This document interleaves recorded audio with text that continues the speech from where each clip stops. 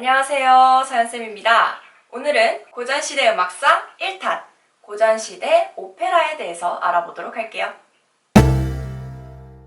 우리가 지난 시간 바로크 시대를 배우면서 바로크 시대에 오페라가 최초로 탄생했다라는 것을 배웠는데요. 그때는 프리마돈나나 카스트라토가 화려한 기교와 고음을 내는 것을 보기 위해서 오페라를 관람하는 사람들이 많았기 때문에 극적인 내용 전달보다는 화려한 음악성과 가창력을 보여줄 수 있는 데에 집중이 되어 있었다고 이야기한 거 기억이 나죠? 물론 음악이 좋고 성악가들이 노래를 잘했던 것도 이러한 흐름에 한몫을 했지만 연극적인 내용이 재미가 없었던 것도 이러한 흐름의 원인이라고 할 수가 있습니다. 바로크 시대의 귀족들이 처음 오페라를 만들다 보니 역사라든지 신화 등의 내용이 줄을 이뤘기 때문에 조금 무겁고 어려운 내용이 줄을 이뤘습니다. 그러나 고전 시대는 어떤 시대예요? 계몽주의 시대죠. 계몽주의에서는 모든 인간은 소중하다, 존엄하다 라고 이야기를 하고 있기 때문에 귀족들만 즐길 수 있는 어려운 오페라는 점점 인기를 잃었고 대신에 막장 드라마 같은 자극적이고 코믹한 내용의 오페라들이 생겨나기 시작합니다. 내용이 재미가 있어지니 음악적인 요소와 연극적인 요소가 함께 발달을 하면서 균형을 이루게 되었습니다. 그런데 프랑스의 보수적인 지식인들은 이런 막장 드라마 같은 오페라가 못마땅하게 여겨졌었어요. 그래서 의견이 다른 지식인들끼리 싸움이 일어나기도 합니다. 우아하고 귀족적인 오페라를 추구하는 보수적인 지식인과 계몽주의의 바탕을 둔 대중적이고 코믹한 오페라를 옹호하는 사람들 사이에서 말이죠. 이 싸움은 아주 유명해서 이름이 붙기도 했습니다. 바로 부폭논쟁이라고 하는데요. 부폭논쟁이라는 뜻은 어릿광대 싸움, 어릿광대 논쟁이라는 뜻으로 보수적인 지식인들이 보기에는 이 코믹한 내용 그리고 대중적인 내용을 가진 이 오페라들은 어릿광대 노름에 지나지 않는다. 너무 경박스럽다 라고 이야기를 한 것에서 시작한 용어라고 할 수 있습니다.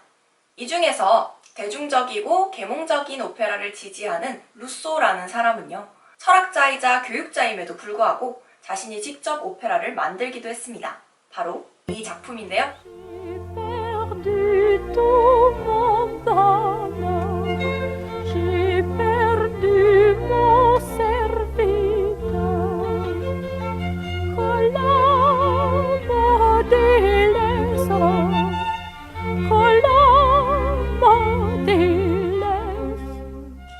이 곡은 마을의 점쟁이라고 하는 오페라에 나오는 아리아입니다. 우리가 지난 시간에 들었던 프리마돈나나 카스트라토가 부르는 아리아에 비하면 조금 단순하고 여러분들도 조금만 연습하면 따라할 수 있을 법한 그런 멜로디를 가지고 있죠. 이렇게 고전 시대에는 단순하고 간결한 노래와 코믹한 내용을 가진 오페라들이 많이 생겨나는데요. 이 오페라들은 어떤 언어로 노래하느냐에 따라서 이름도 다르게 불려졌습니다. 이탈리아어로 된 것은 오페라 부파, 프랑스어로 된 것은 오페라 코믹, 마지막으로 독일어로 된 오페라는 징슈필이라고 불렀습니다.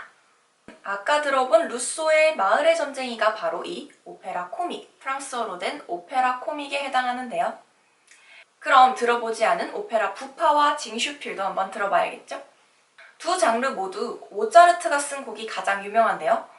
이탈리아어로 된 오페라 부파에는 모차르트의 피가로의 결혼, 독일어로 되어 있는 징슈필은 모차르트의 마술피리가 가장 유명한 곡입니다. 오페라 부파, 피가로의 결혼부터 들어볼게요.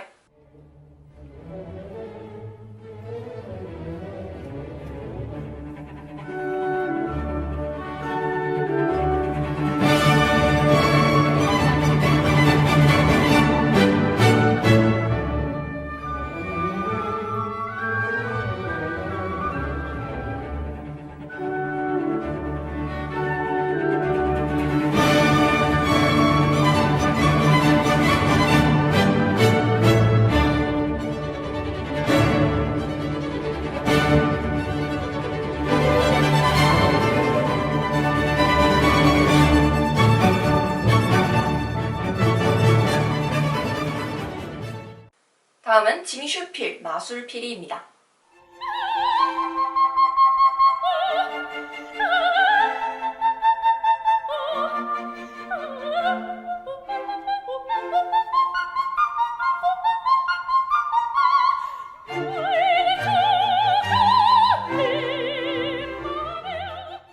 어때요? 한 번씩은 들어본 곡이지 않나요?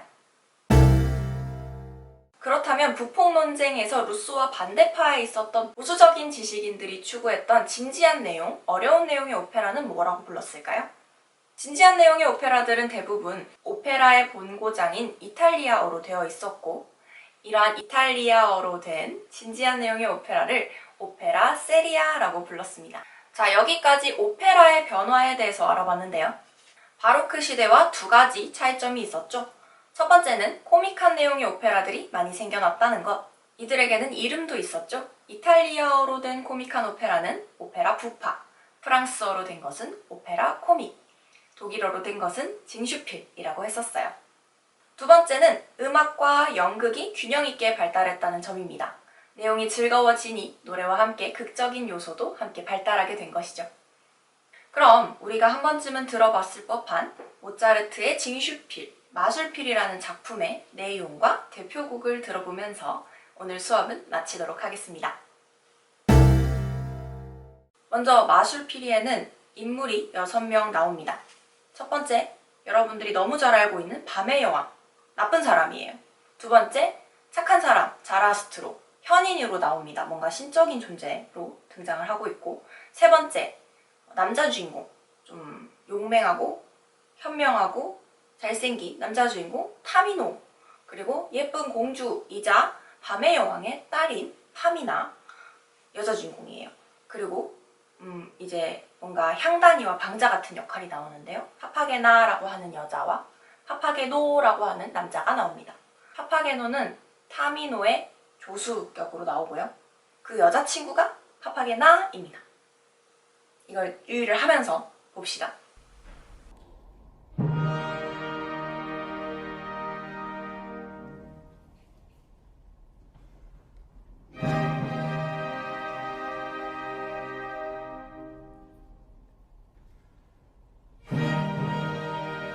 밤의 여왕과 자라스트로는 원수지간이었어요. 그런데 밤의 여왕이 너무 나빴기 때문에 자라스트로가 그의 딸 파미나를 보호를 하려고 데리고 가요. 그러면 이 엄마가 어떻겠어요? 억울한 거예요. 내 딸을 뺏어가다니 너무 억울한 거예요. 그래서 복수를 하기 위해서 자기의 시녀들을 타미노에게 보냅니다. 밤의 여왕의 시녀들은 타미노에게 파미나의 사진을 보여주면서 이 공주님이 자라스트로라는 나쁜 놈의 성에 납치가 되었으니까 얘를 구해달라라고 얘기를 합니다. 타미노는 파미나의 사진을 보자마자 반해버려요. 그때 나오는 것이 바로 이 초상의 아리아입니다.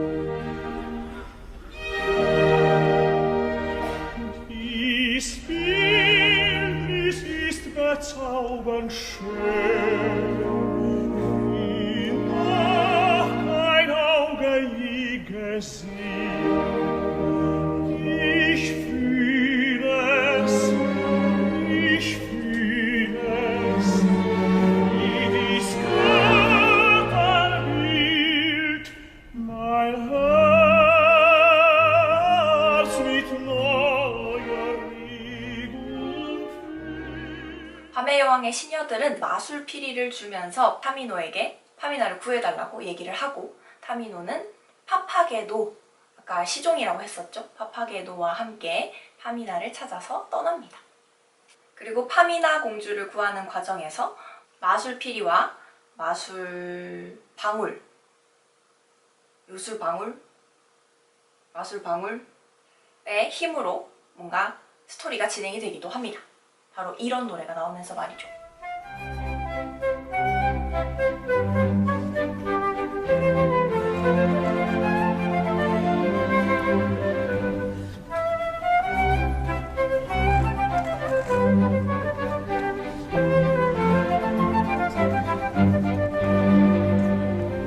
Wie stark ist nicht dein Zauberton, mein holder Flöte durch dein Spielen, selbst will ihre Freude fühlen. 그러나 타미노가 자라스트로를 만나고 나서 이것이 밤의 여왕이 꾸민 계략이고 정작 나쁜 사람은 자라스트로가 아니라 밤의 여왕이라는 것을 알게 돼버렸습니다. 그것을 알게 된 밤의 여왕은 자신의 딸 파미나를 찾아가서 자라스트로를 죽여버리라고 명령을 내리죠. 밤의 여왕 아리아를 부르면서 말이에요.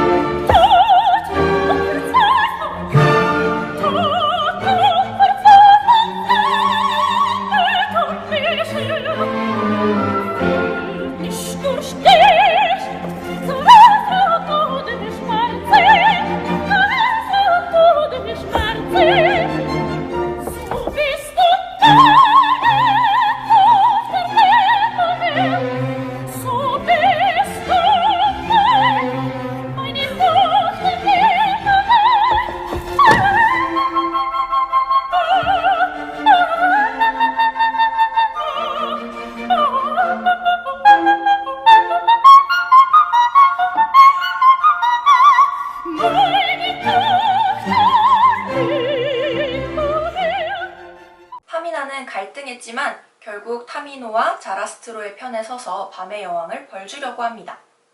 그렇지만 현자 자라스트로는 밤의 여왕을 용서하게 됩니다.